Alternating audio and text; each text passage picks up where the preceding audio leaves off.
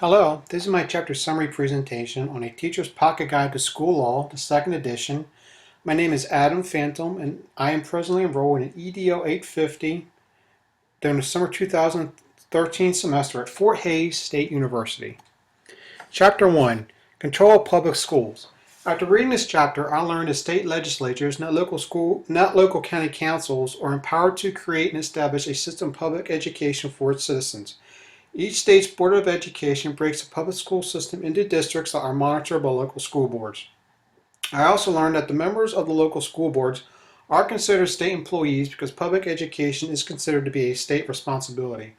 One last lesson I learned from this chapter is that teachers need to be knowledgeable about federal and state education policies, and that ignorance of these policies is not a valid excuse.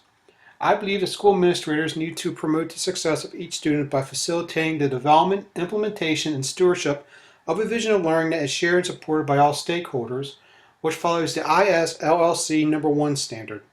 I also believe that school administrators need to promote the success of every student by ensuring management of the organization, operation, and resources for a safe, efficient, effective learning environment, which follows the ISLLC No. 3 standard.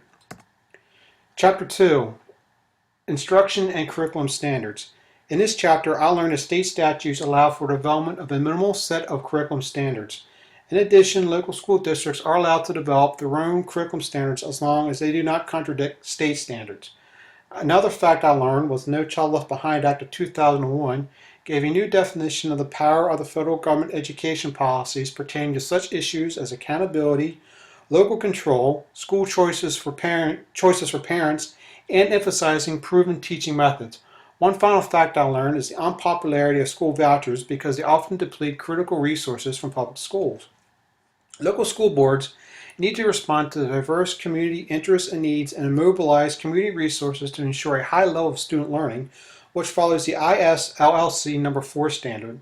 As education leaders, local school boards need to respond to and influence the political, social, economic, legal, and cultural context of their surrounding communities in order to address and resolve issues surrounding curriculum development and enhancement, which follows the ISLLC No. 6 standard. Chapter 3, Religion and Public Schools. The faculty, staff, and students have a right to express their faith in public schools as one of the most contested issues today within public education. One of the facts I learned is that though the courts have barred the exercise of religion in public schools, the courts have also acknowledged the right of faculty and students to pray, conduct a Bible study, or have religious displays as long as they serve a secular purpose. I also learned that the law allows for students to conduct public prayers at school events as long as it is not sponsored by school faculty and as long as it does not interfere with normal school activities. School administrators, faculty, and staff need to promote understanding, appreciation, and use of the community's diverse cultural, social, and intellectual resources, acknowledging the right of students to observe religious holidays and practices, which follows the ISLLC 4.2 standard, while yet following the letter of the law in such matters. In addition, school leaders need to safeguard the values of democracy, equity, and diversity, which follows the ISLLC 5.3 standard, in establishing a fine line and allowing and not violating the constitutionally allowed religious rights of students while not promoting one religion over another. Chapter 4, Students, the Law, and Public Schools. After reading this chapter, I became aware of the legal concept of in loco parentis, in place of parent, which allows school administrators to exercise what it determines to be a reasonable amount of control over their students. This means that students are expected to follow rules, and that if they fail to do so, they can expect a degree of punishment for their actions. Additionally, I learned school administrators have a right to impose rules such as censorship of school newspapers or guides, and search and seizure, as long as these rules are uniformly imposed and are not conducted within the concept of student safety. Education leaders need to promote and protect the welfare and safety of students and staff, which follows the ISLLC 3.3 standard, in imposing rules that cover such areas of health, school security, classroom behavior in order to provide a safe and productive learning environment for students. In addition, education leaders need to impose such rules as ensure teachers in organizational time to ensure that ensures teachers and organizational time is focused to support quality instruction and student learning, which follows the ISLLC 3.5 standard. By having faculty spend more time on content development and teaching, the learning processes of students are greatly enhanced. Chapter 5, Due Process and Student Safety.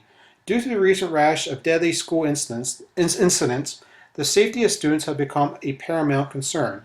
This chapter taught me the No Child Left Behind Act actually provides schools with money in order to develop security plans to protect students. In addition, I learned that one way in which schools promote school safety is to impose dress codes on students.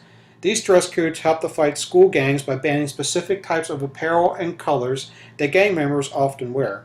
This chapter also taught me that if students are found to be in violation, then the law provides for due process to ensure that students have the right to a fair trial to prevent overzealous school leaders from imposing overly harsh rules on students. When it comes to the issue of due process and student safety, education leaders need a system of accountability to ensure every student's academic and social success, which follows the ISLLC 5.1 standard. By surrounding students within a safe and secure learning environment, students will have more time learning their teacher's course material rather than worrying about their own security. In addition, education leaders need to advocate for children, families, and caregivers, which follows the ISLLC 6.1 standard. By developing a system of security, the school surrounding community will be confident to know that the students are receiving good education within a safe environment. Chapter 6, Liability and Student Records. This chapter taught me how extensive and protective the Family Educational Rights and Privacy Act, FERPA, is. This act protects directory information, health records, test scores results, progress reports, disciplinary records, and other forms of confidential information.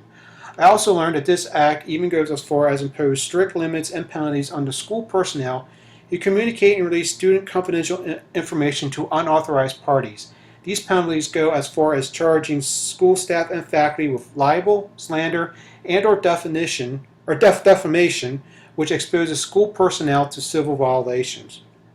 Education leaders need to nurture and sustain a culture of collaboration, trust, learning, and high expectations, which follows the ISLLC 2.1 standard.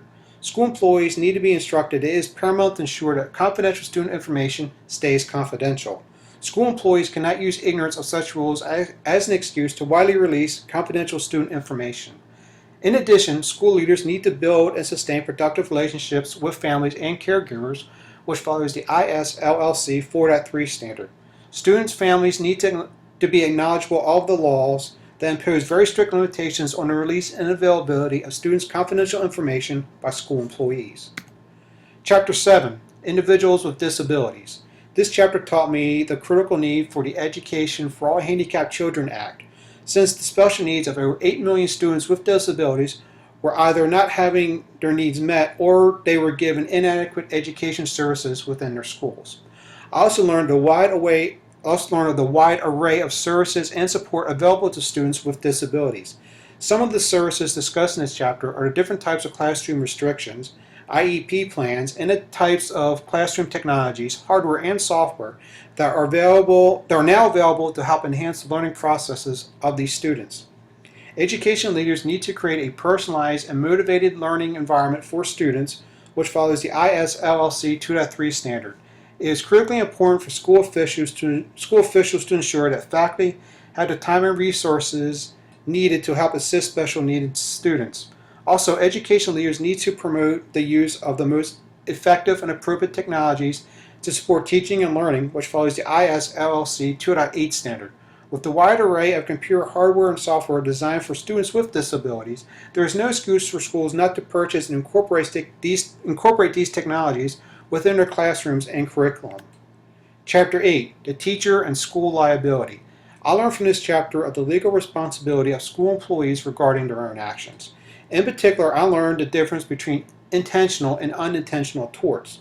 The difference between the two is that intentional torts are defined as assault, battery, libel, and slander, while unintentional torts refer to simple negligence on a part of the school employee. In addition, I also learned from the chapter of the degree in which school employees can be held liable for any actions that result in the injury of a student, particularly if it can be proven that a school employee exhibited a clear and reckless disregard for the physical safety of a student. Educational leaders need to consider and evaluate the potential moral and legal consequences of decision making, which follows the ISLLC 5.4 standard, and making sure that all school employees are acting within a manner that does not include physical or verbal abuse.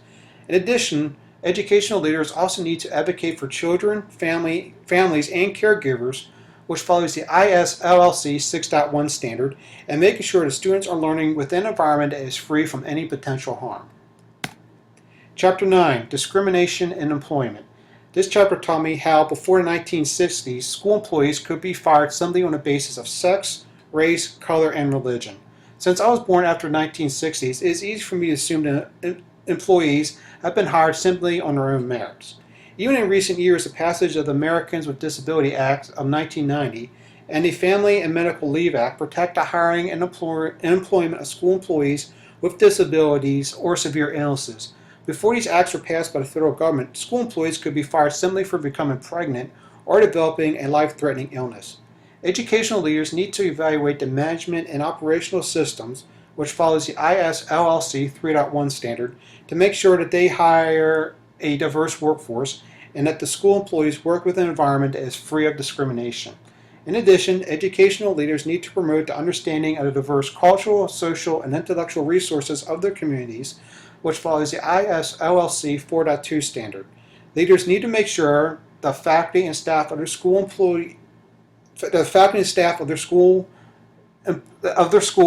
reflect and come from a diverse racial, cultural, and religious differences from within the surrounding community. Chapter 10, Teacher Freedoms.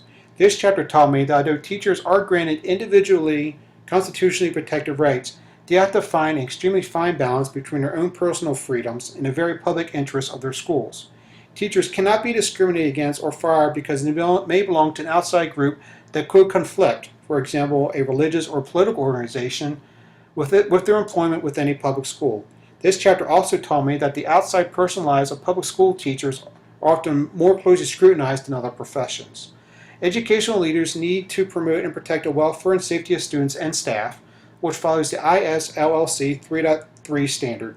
Faculty and staff should know that they work within an extremely politically sensitive profession. The law also clearly protects faculty and staff from being terminated because their personal lives may conflict with their educational careers.